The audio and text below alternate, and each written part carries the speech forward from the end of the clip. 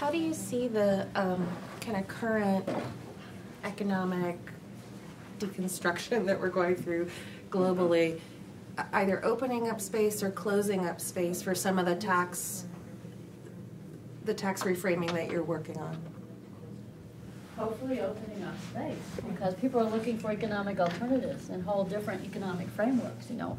And this is a very clear other way to structure an economy, but then we can also move towards it gradually. So it doesn't need to be this big disruption in terms of a policy that people understand it. They can keep experimenting with it step by step. But because it's in the framework of really what I think we need to look at, a economic democracy based on the rights to the planet.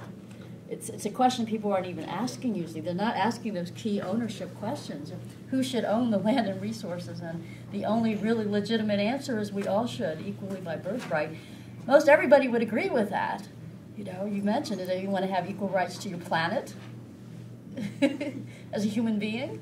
And then the but is, but how can you do that practically? Do you divvy it up, everybody gets a half an acre or something? But no, there's this elegant public finance policy solution, and that can be applied from the locality, and it depends how quickly and far it's applied. Really, at this point, has to do with a combination of a couple of local officials who understand it with a citizen movement behind it. You need to have the both.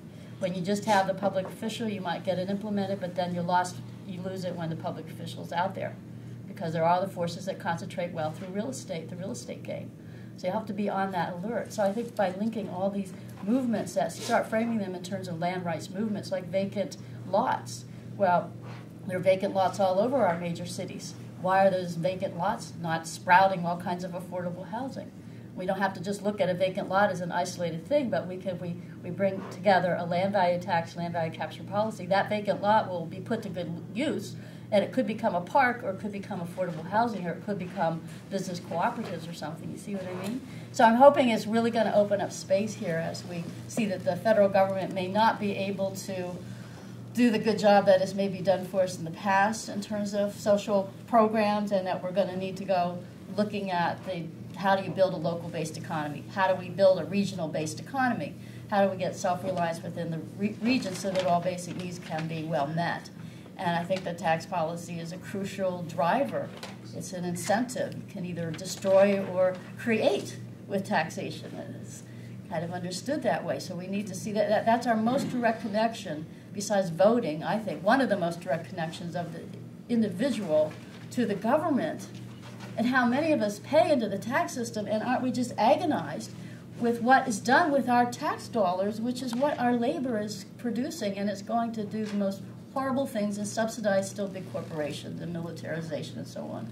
So just looking at that is a really pretty big key, and not in terms of some of the old programs in the past, but at a deeper level is what I'm urging. Teresa, one more question, and then we're going to move to food systems, transportation, and work. Well, I'm fascinated by the potential of your idea, but I wanted to kind of throw something into the conversation, having just finished a term as a county commissioner, or for some of you, a board of supervisor or supervisor. One of the things that we rely on, in local government, for example, is property tax base. And yes, taxes can definitely be misused, no question about that. But it's the property tax base that we've worked so hard to protect, for example, and when we do tax districts or any other kind of sort of tax policy or incentive policies to bring jobs to the area. The thing that we protect most is our property tax base, because that's what we're able to use for social programs, before and after school programs, for recreational centers, for fire, for share, for safety, for all the different kinds of things that a government provides. We rely on the property tax base for that. So, and we're very protective of that. I think when a local government is frivolous with the property tax base, that's a problem. So, I look forward to having more conversation with you over the next couple of days about it, because not only is it a matter of replacing it with something else, part of why the property tax is important, because it's a stable. Not only is it a sort of major source, but it's a stable source. And then I just want to add something too about infrastructure, because with so much money now going to be coming down the pike, from Obama's administration, for infrastructure, I think it's really important that we think about the relationship between how infrastructure is developed and its impact on land, space, place.